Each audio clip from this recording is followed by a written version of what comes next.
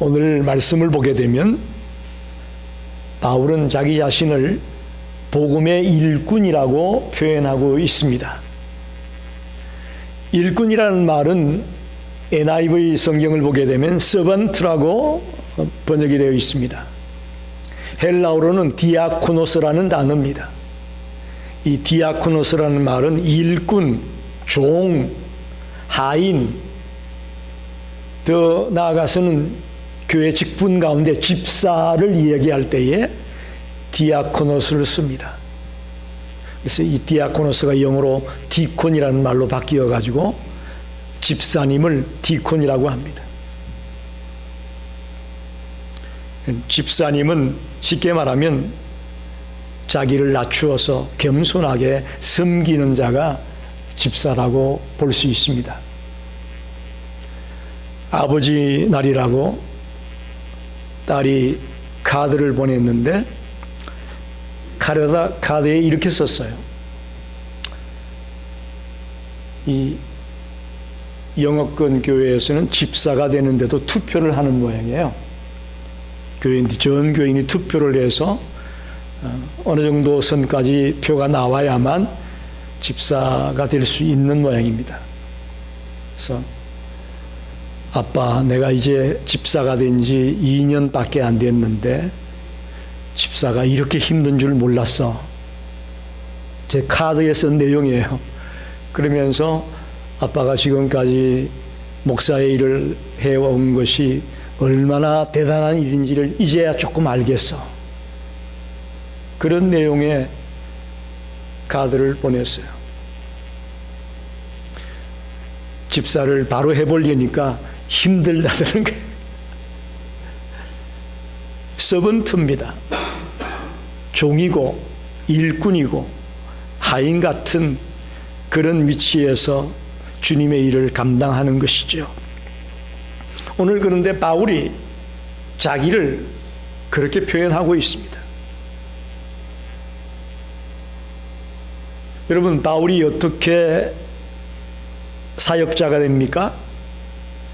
사도행전 9장에 보면 다메섹으로 예수 믿는 사람을 핍박하기 위해서 가다가 강한 빛을 만나게 되고 그 빛 때문에 땅에 엎드러졌습니다. 그러면서 소리가 들려오죠. 사울아, 사울아, 내가 어찌하여 나를 핍박하느냐? 음성이 들려오는 거죠. 그러자 쓰러진 사울이 묻습니다. 주여, 누구십니까? 그때 주님의 음성이 들려옵니다. 나는 내가 핍박하는 예수라. 가말리엘 문화에서 공부했고 대단히 잘 나가고 있던 바울이 부활하신 주님을 만나면서 완전히 생애가 바뀌어지죠. 사도행전 9장 15절에 보니까 이 사람은 내 이름을 이방인과 임금들과 이스라엘 자손들에게 전하기 위하여 택한 나의 그릇이라. 이게 어떻게 보면 바울의 콜링이에요. 예수를 몰랐고 예수 믿는 사람을 잡아 죽이는 그런 일을 했던 바울이 콜링을 받는, 부름을 받는 그런 장면이 사도행전 9장에 자세하게 나와 있습니다. 다시 말하면 바울은 자기가 사도가 되고 싶어서 된 것이 아니고 자기 힘으로 복음의 일꾼이 된 것이 아니었습니다. 그리스도가, 하나님이 그를 복음의 일꾼으로 부르셨다는 것입니다. 갈라디아서 1장 1절에 보니까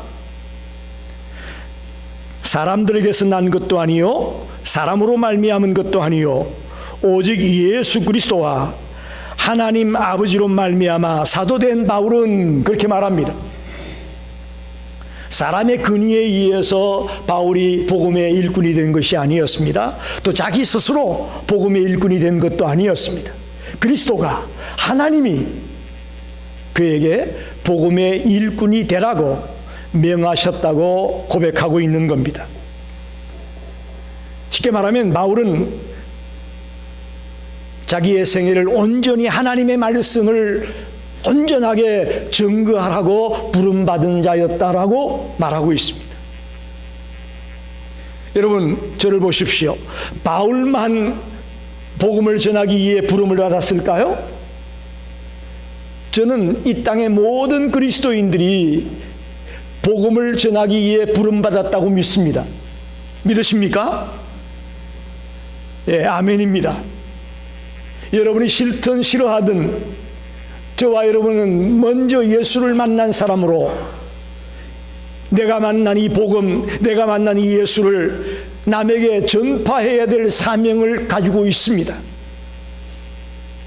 꼭 신학을 공부하고 목사가 되고 선교사가 되어야만 복음을 전하는 것이 아니지 않습니까?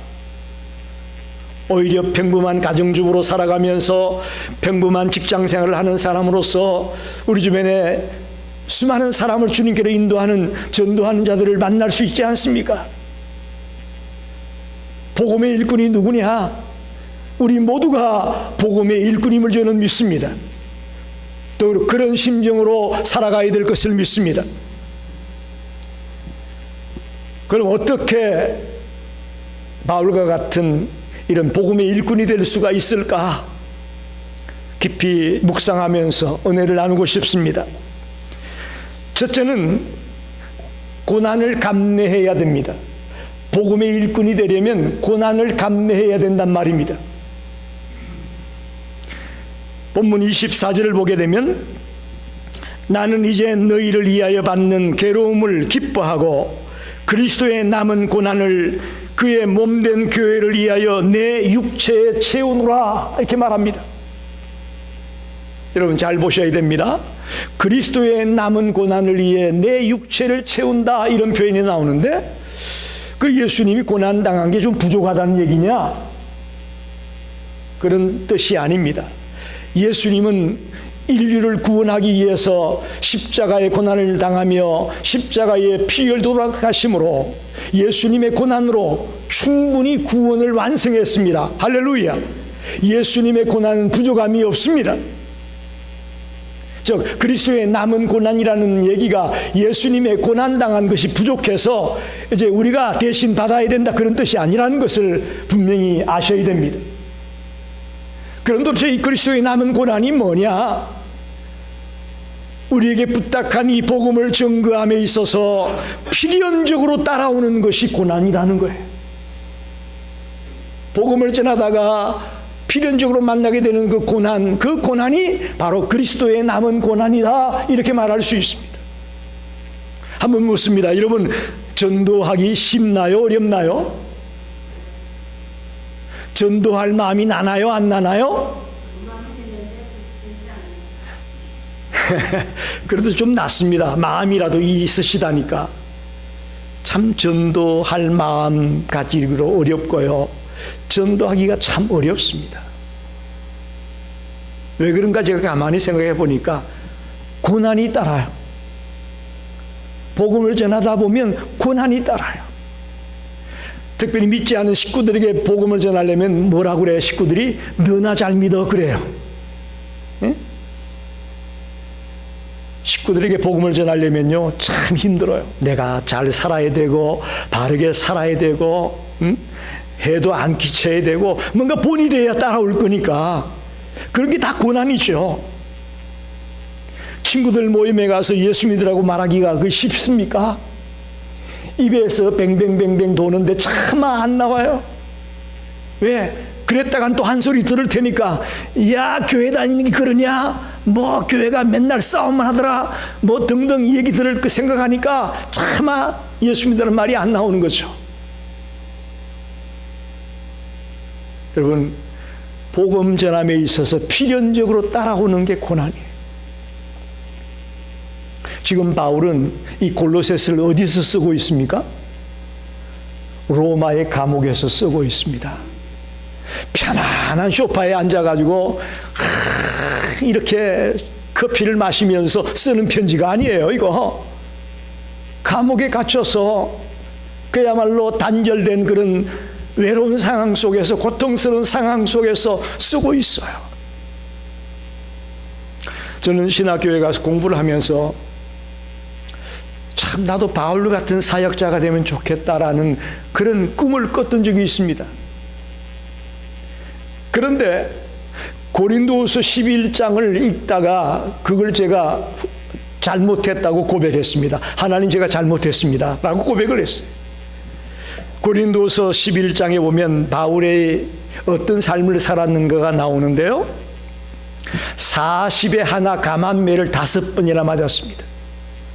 복음 전하다가 3번 태장으로 맞고 1번 돌에 맞아서 거의 죽을 뻔했고 3번 파선하고 일주일을 바닷 가운데서 헤매고 있었고, 강의 위험, 강도의 위험, 동족의 위험, 이방인의 위험, 강야의 위험을 당했고, 여러 번 자지 못했고, 굶주렸고, 목말랐고, 춥고, 배고프고, 헐벗었다 라고 바울이 고백하고 있어요.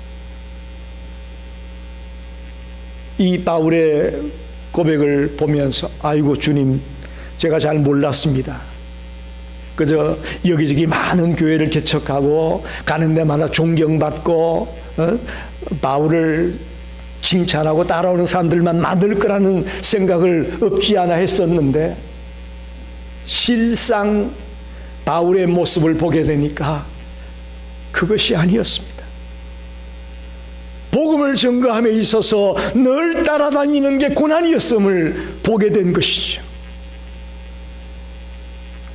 저와 여러분이 복음을 위해 복음 전하다가 고난당하는 것, 그게 뭐냐? 그게 바로 그리스도의 남은 고난에 동참하는 겁니다. 할렐루야.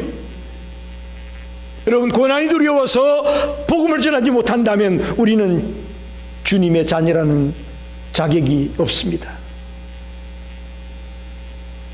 어떤 욕을 먹더라도, 어떤 고난을 당하더라도 그리스도의 남은 고난인 복음을 전하다가 핍박을 당하고 욕을 먹고 때론 매를 맞더라도 담대하게 주의 복음을 외치는, 예수 그리스도를 외치는 그런 삶이 우리 복음의 일꾼이 되는 자에게 꼭 필요함을 믿으시기 바랍니다. 고난을 감내할 때에 복음의 일꾼이 될 수가 있습니다. 두 번째는 하나님의 비밀을 깨달아야 복음의 일꾼이 될 수가 있습니다. 26절에 보니까 이 비밀은 만세와 만대로부터 감추어졌던 것인데 이제는 그의 성도들에게 나타났고,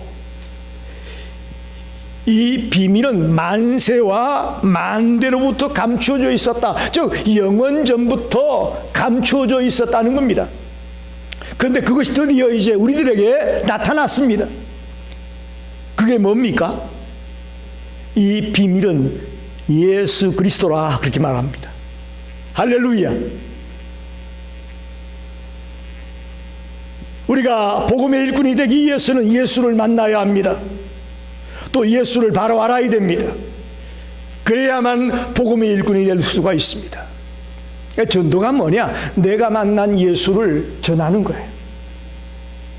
나 예수 몰랐는데, 나 과거에는 이렇게 살아갔는데, 행편없이 살았는데 예수를 만나고 나서부터 내가 이렇게 바뀌었다. 이게 복음 전하는 거예요. 이게 간증이에요.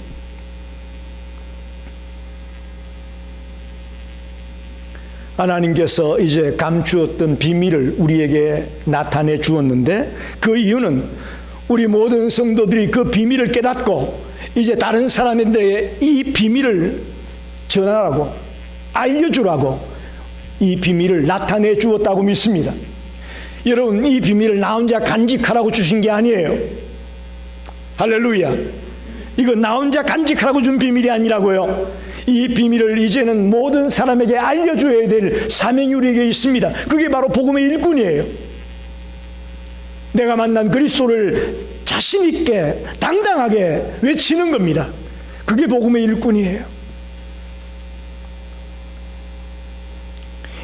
27절에 보니까 하나님이 그들로 하여금 이 비밀의 영광이 이방인 가운데 얼마나 풍성한지를 알게 하려 하심이라. 이 비밀은 너희 안에 계신 그리스도시니 곧 영광의 소망이니라. 여기 이 비밀의 영광이라는 말이 나오는데, 이 비밀의 영광은 하나님의 자녀의 영광을 말합니다. 할렐루야.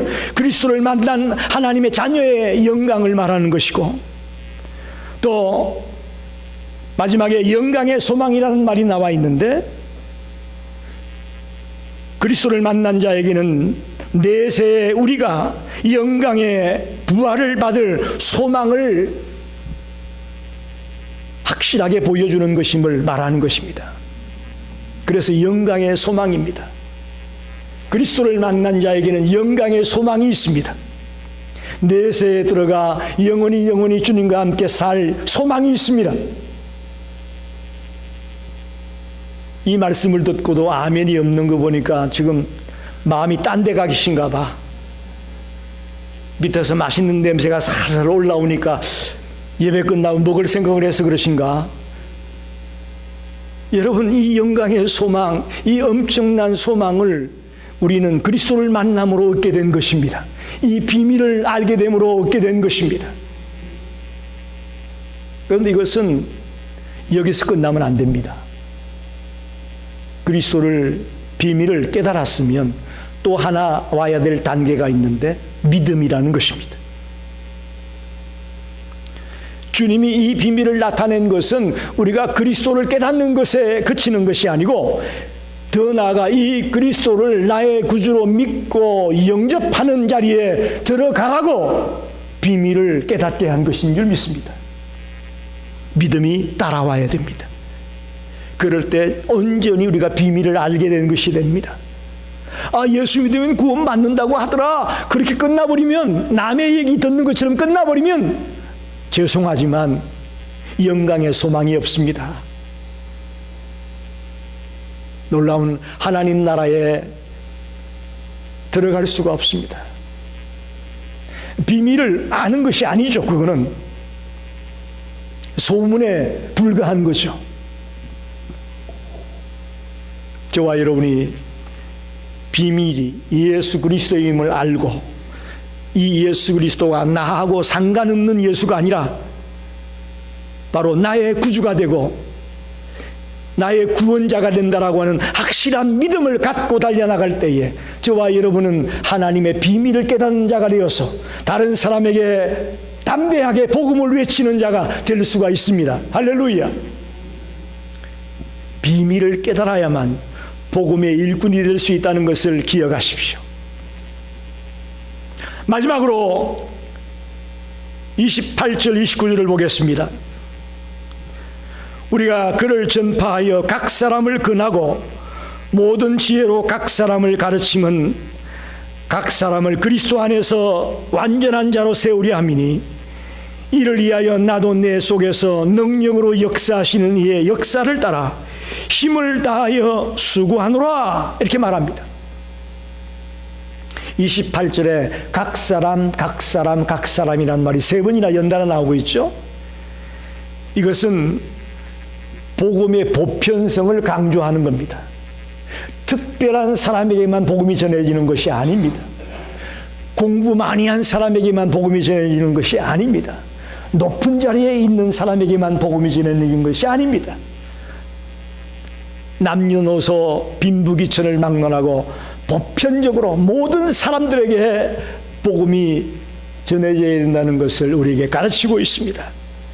저와 여러분이 복음을 선포하는 일꾼이 되었을 때에 모든 사람들에게, 어느 누구나에게 복음을 전할 수 있는 자가 되기를 바랍니다. 그런데 놀라운 것은 이 복음을 전할 때에 내 힘으로 복음을 전하는 것이 아니고 주님이 주시는 능력으로 복음을 전한다고 말하고 있습니다. 29절에 내 속에서 능력으로 역사하시는 이 역사를 따라 힘을 다하여 수고했다. 여러분, 복음의 일꾼이 되는 건 내 힘으로 되는 것이 아닙니다. 주님의 능력으로 가능함을 오늘 깨닫기 바랍니다.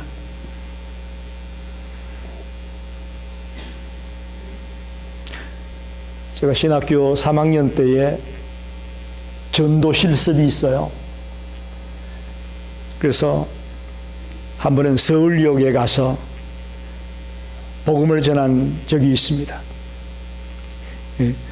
교수님이랑 학생들이 다 같이 나가서 전도하는 거죠. 그리고 그때 막 전철이 생겼을 때예요. 그래서 전철에 타서 많은 사람이 쫙 앉아있고 서 있는데 거기서 주 예수를 믿어라. 그리하면 너와 내 집이 구원을 얻으리라. 이런 말씀을 해야 되는 거예요. 신학생들이 전부 다 안 가려고 나 나중에 할게. 너가 먼저 해. 너가 먼저 해. 얼마나 두렵고 떨리고 창피하고 감히 하기가 쉽지 않더라고요. 그런데 간절히 기도하면서 주님께 힘을 달라고 간구하고 나서 거기 서게 되니까요, 사람들이 안 보이더라고. 사람들이 안 보여. 그러니까 그냥 준비한 말씀을 목청껏 외치면서 전도했던 경험이 있습니다. 여러분, 공부한다고 전도를 잘하는 것 아니더라고요. 또 뭐 세미나에서 강의를 잘 들어가지고 그거 배워가지고 전도한다. 그거 물론 도움이 되겠지만 그것 가지고는 안 됩니다.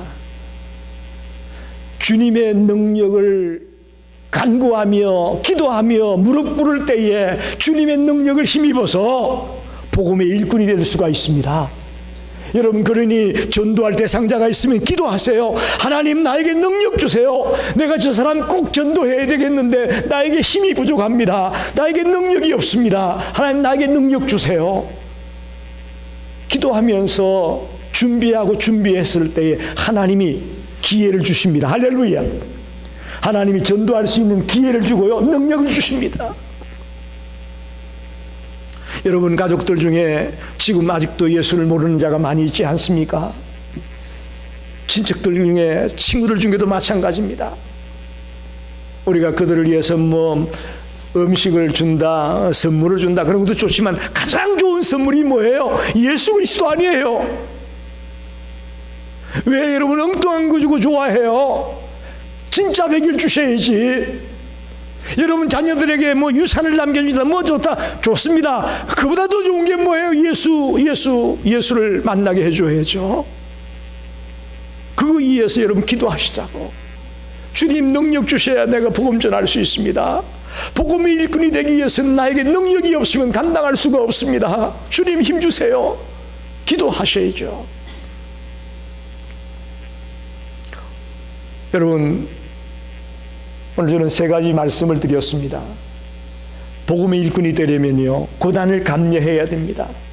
그리스도의 남은 고난, 복음 전하면 필연적으로 찾아오는 게 고난인데 그 고난을 기쁨으로 감당하면서 달려갈 때에 복음의 일꾼이 될 수가 있다는 것이죠. 하나님의 비밀을 깨달아야 됩니다. 비밀이 예수 그리스도인 것을 알았다면 그 예수를 믿어야죠. 예수를 만나야죠. 예수를 마음속에 모셔드려야죠. 누가 그렇다고 하더라고 끝나면 소용이 없어요. 예수를 나의 주님으로 믿고 받아들여야죠. 그리고 외칠 때에는 주님이 주시는 능력을 가지고 담대하게 외칠 수 있기를 바랍니다. 1866년 9월 2일 미국의 상선인 제너럴 셔먼호가 대동강을 타고 평양 가까이 갔습니다. 그때 한국은 세국 정책을 쓸 때예요. 그래서 평안감사 박규수라는 사람의 지휘하에 조선의 군인들이 그 배에 불을 질렀습니다. 그리고는 배에 있는 선원들이 불이 나니까 다 바깥으로 붙잡혀 나왔습니다. 그때 27살 영국의 선교사 토마스 선교사가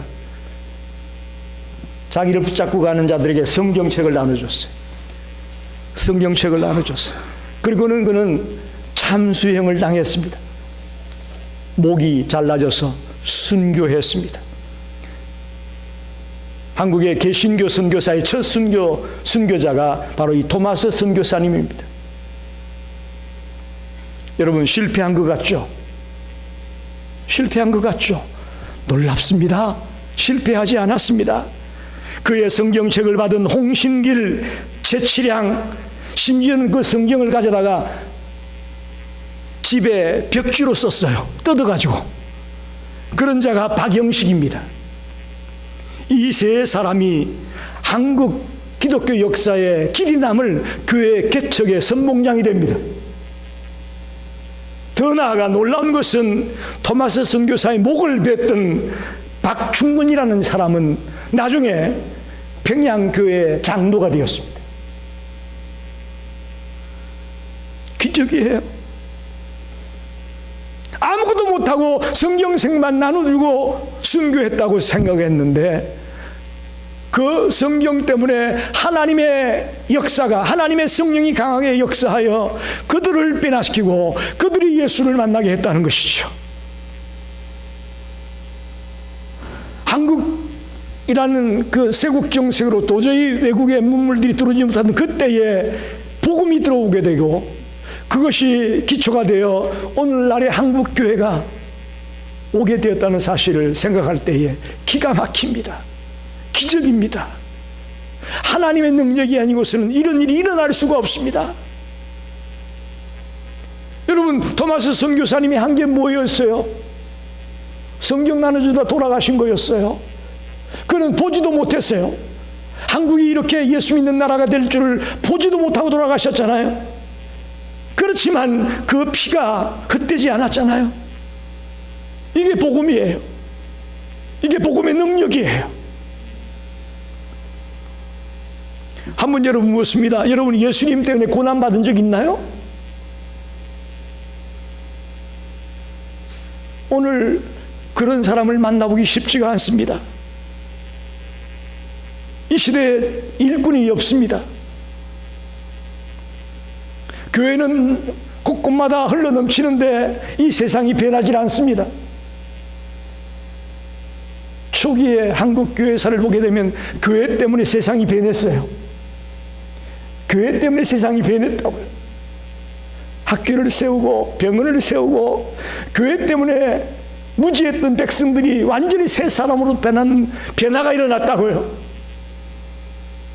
근데 오늘날 교회는 많은데 변하지 않습니다.